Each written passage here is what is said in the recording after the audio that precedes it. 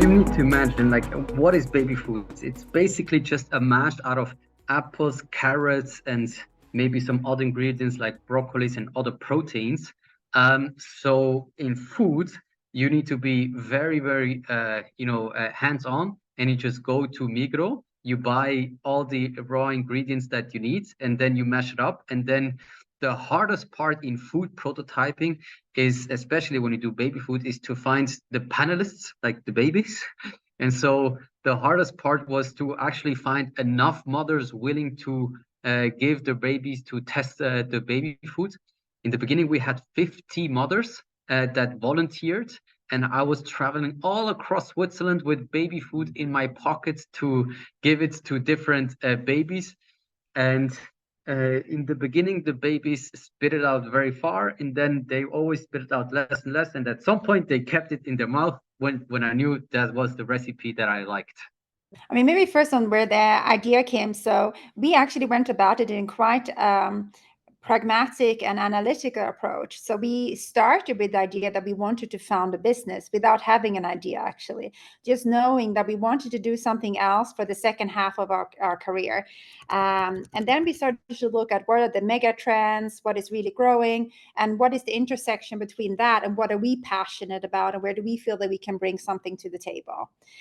With that, we landed on sleep first. So we started looking within the sleep sector, what is already out there. There's so many trackers, there's bedding systems, there's a lot there, but we haven't really been thinking about what we're wearing when we go to bed. We're wearing the same kind of garments that we wore 50 years ago.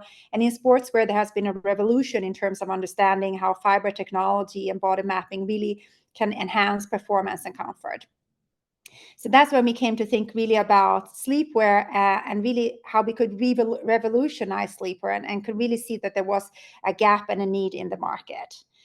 To validate further, I don't know, maybe go into that more later, but we started to really, we actually contacted research partners. So because we don't come from the textile industry ourselves or from the sleep industry, we decided to partner with the best academic partners we could find. So we reached out first to EMPA here in Switzerland, who is a federal institution for research, innovation and material sciences.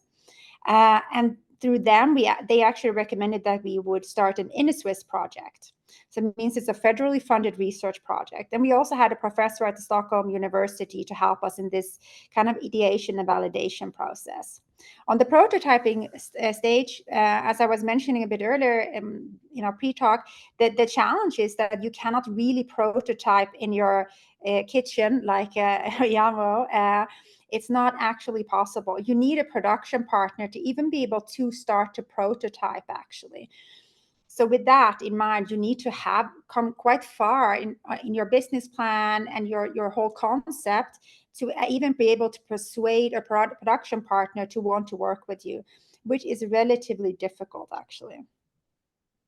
I mean, when I listened to Jose, I mean, I was one of the first investors at Yamo, so I was there from the beginning, and it's just very interesting to see how in food you're actually creating a product that you can touch and spit out, as you said. Whereas also for Katarina, the challenge is a very different one, because you cannot just have probably one small prototype and that's it, right? You probably have to get a quite big batch of things. And that's where I think software is more towards what Jose described. It's much easier to come up with a first prototype if you have a good strategy and a good way to go about it in your mind. Because what we usually tend to do is we want to overbuild everything. You want to load all the features. It all has to be perfect. And I think that's a downfall of a lot of the ideas that you have in the beginning, that you should really try to keep it as lean, as small, as iterative as possible. And I mean, obviously, I'm just going to show it to you quickly. That's like, Dennis will laugh, but this is like the Lean Startup is the one book that if you want to do software development startups, you should have read this book, because it has 2 or 3 core concepts in it that are super easy to understand. But it's basically all about iterating very fast and trying to go to the market as quickly as possible, which sounds super easy, but whenever you're doing it, it's very hard. You know, you need to put yourself in a position where whatever you're going to put out, you have to be embarrassed of the quality of it almost, because otherwise you're way too late, right? Especially in the beginning. So yeah, maybe Dennis can second that, maybe not, but that's really what we try to do, is always try to have as short iterations and put stuff out as quickly as possible to get the user feedback and the learnings, so that we're not going the wrong direction and only realize it after having spent 100,000 Swiss francs or whatever on building this prototype. I think first things first, I really feel, Laurent, that we are on the boring side of things. You know, you cannot really feel or taste software. I mean, except obviously the UX of it. So I think when I listened to the descriptions of Jose and Katerina, I felt a little, unexcited about the things that I'm telling. But fair enough. You know, I think reflecting maybe to the times of Knip. So what we've done to reflect on that is we've built the first digital insurance broker, but we didn't come up with the idea of creating a digital insurance broker. We essentially started evaluating an idea of how to tackle an industry that is underserved, and where people are really unhappy with, you know, how they feel with the service today. And the first thing that pops up to everybody's minds is insurance brokers, because they, you know, from a process perspective, from a communication, from a value perspective, don't deliver what you expect from them. So this is where we started. And then from there, we actually went into a broker, sat there for 2 weeks and tried to figure out how the processes go, how they interact with clients, and at the same time interviewed the clients to build up a solution that from our perspective would serve for the underserved need that was created. And then went into building mockups that we could test with clients, and then went into, you know, building a first version of the product that we could actually put to market. So it's a very iterative process, and every of these steps, I think, you know, takes you 10 to 12 iterations. But there is I think there's a framework to get to it, which is from market serving underserved need to viability to servability. And along the lines, there are very different books, obviously, that you can read and very different things. But I don't believe that for market validity, you need to develop anything. You know, you can create your prototypes on the software side in Figma and whatever tool you need. But there is a point where you need to lean in and just explore, and you cannot explore with 10% of your capacity. In the beginning phase, we were testing more on a scientific level than consumer testing.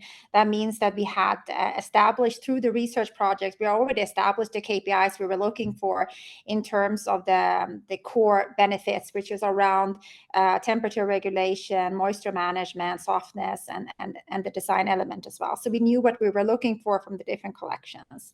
And then we had testing both through flat testing, torso testing, we had climate chamber testing. So it's all done actually in a scientific basis.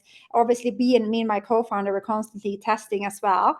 So that was definitely also that element. But it was only once it actually tested well that we then went on to the consumer testing. Well, certainly, you know, the challenging parts is that there's quite a long lead time between each test rounds, because you have to produce a new fabric, which then has to be dyed, knitted and dyed. And then because we were trying to do some things that had never really been done with natural fibers, all of a sudden the whole fabric had melted, the temperature was too high, and then you have to start from scratch. It's another 2 months until you get something that has to be turned into a garment. So the process is relatively long between the iterations, but and this is also why it actually took us 2 years in the end to really be able to go into production.